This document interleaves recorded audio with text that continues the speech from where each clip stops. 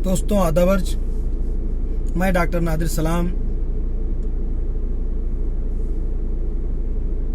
हिंदुस्तान के अपने उन वीर शहीदों की शहादत पर उनको श्रद्धांजलि देता हूं और एक गौरव महसूस करता हूं कि वो हमारे देश के लिए लड़ते हुए कुर्बान हो गए।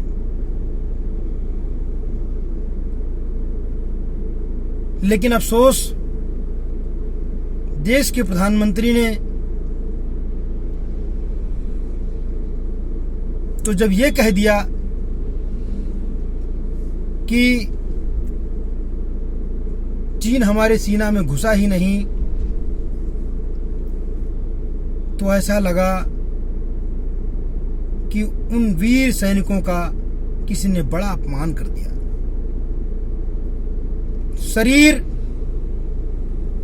जलने लगा, मानो ये क्या हो गया। इसी पे चीन को मौका मिल गया। उसने कहा सही है, आपके देश के प्रधानमंत्री सही कह रहे हैं, हम तो अपनी सरहद में हैं, हम तो अपनी जमीन पर हैं, हमने तो आपका कुछ नहीं लिया। जबकि सच, आप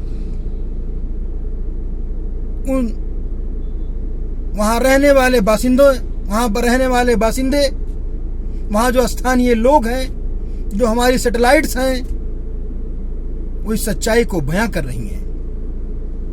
आपके रक्षा मंत्री ने पहले ही बोला कि गलवान घाटी में चीनी सैनिक घुसे।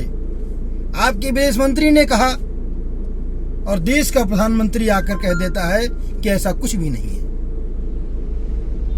हम अपने उन सैनिकों के शहादत को नहीं भूल सकते हैं जिसको चीनियों ने बड़ी बेरहमी के साथ मारा।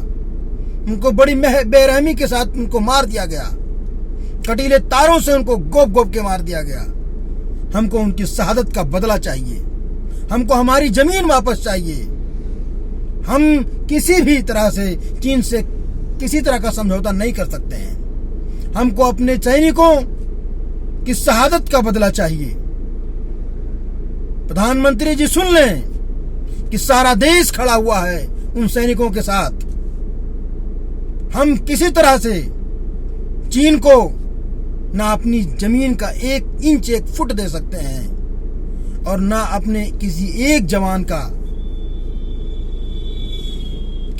जवान की शहादत को भूल सकते हैं।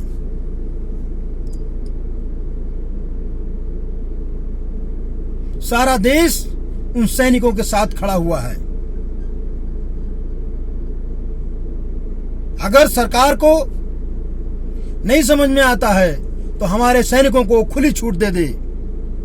वो हमारे सैनिक चीन का मुंहतोड़ जवाब देने के लिए तैयार हैं और इस काबिल हैं। लेकिन केंद्र सरकार उसमें किसी प्रकार का हस्तक्षेप ना करे। सारा देश उनके साथ खड़ा हुआ है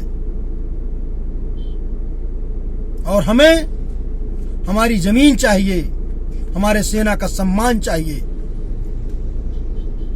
जय हिंद, जय भारत।